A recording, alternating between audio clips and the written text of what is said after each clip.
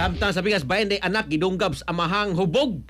Oy, angol ni. Dito mismo sa mailungsod si Luan mga katropa. Pastilan. Ato ning Siron pinagi sa report ni katropang Benji Talisik. XFM Report. Usa ka sa 71 anyos nga mahan ang gidakop sa mga pulis humagingong nanunggab gamit ang gunting nga tulasaba sa ikaguling anak nga lalaki sa barangay Tayud, lungsod sa Liloan sa Domingo sa gabi, Hulyo 26, 2026.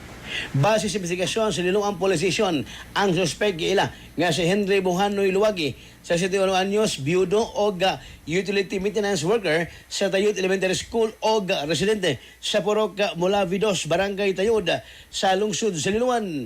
Ang biktima mao ang iyang anak nga si Mickey Auman Luwagi, 26 anyos, ulitaw o company worker. Suma sa kapulisan, nag-inom ang kaning suspetsado uban siya mga kauban sa usa ka duol nga tindahan og sa diyang miyagi kini ang anak gikan sa trabaho gihangyo kini nga uli na tungod kay gabi kahubog sa ulahi samtang pauli ang suspek natumbag kini tungod sa kahubog og nagangkon og mga pasamad sa naong nga gikumpirma usaba sa ilang mga silingan.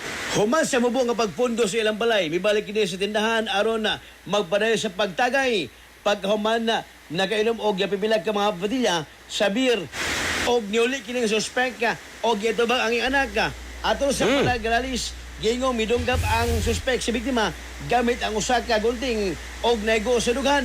Gidelit dayon ang biktima sa pagdila dito sa Mindiro Medical Center aron matambalan.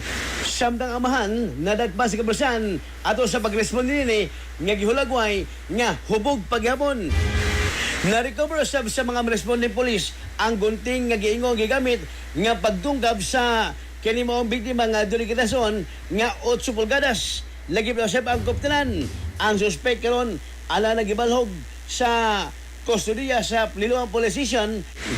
Samtang ang kinimamahan magatubang og kasong proceeded parricide humang pagdungkab nga dosab sa iyang anak.